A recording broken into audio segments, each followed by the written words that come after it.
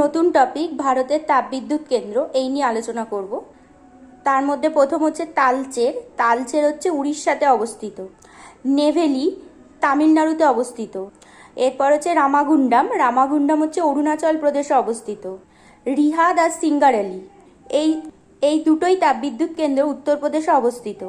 এরপর হচ্ছে বিন্ধ্যাচল, এই তাপবিদ্যুৎ কেন্দ্রটা মধ্যপ্রদেশে অবস্থিত। এরপর হচ্ছে ফারাক্কা, এটা হচ্ছে পশ্চিমবঙ্গে অবস্থিত। আর সাতপুরা হচ্ছে মধ্যপ্রদেশে অবস্থিত। এরপর হচ্ছে পরমাণু বিদ্যুৎ কেন্দ্র। তার মধ্যে প্রথম হচ্ছে তারাপুর। তারাপুরটা হচ্ছে 1969 খ্রিস্টাব্দে হয়েছিল। এটা হচ্ছে মহারাষ্ট্রে অবস্থিত।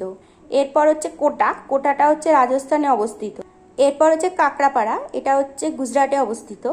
এরপর হচ্ছে রানা প্রতাপ সাগর, এটা হচ্ছে রাজস্থানে অবস্থিত। এরপর হচ্ছে কালপক্কম, যেটা দেশীয়ভাবে নির্মিত, এটা তামিলনাড়ুতে অবস্থিত। এরপর হচ্ছে নারোরা, এটা হচ্ছে উত্তরপ্রদেশে অবস্থিত। এরপর হচ্ছে কৈগা, কৈগাটা কর্ণাটকে অবস্থিত। এরপর হচ্ছে রাওয়াতোভাটা, এটা রাজস্থানে অবস্থিত, হচ্ছে কানাডার সহায়তায়। এরপর হচ্ছে কুন্ডনকুলম, এটা নতুন ক্ষমতা অনুযায়ী বৃহত্তম, এটা হচ্ছে তামিলনাড়ুতে অবস্থিত, রাশিয়ার সহায়তায়। এই ছিল ভারতের তাপবিদ্যুৎ ও পরমাণু বিদ্যুৎ কেন্দ্র নিয়ে আলোচনা ও তাদের অবস্থান। ভিডিওটা যদি তোমাদের ভালো লেগে থাকে অবশ্যই লাইক ও সাবস্ক্রাইব করতে ভুলো না।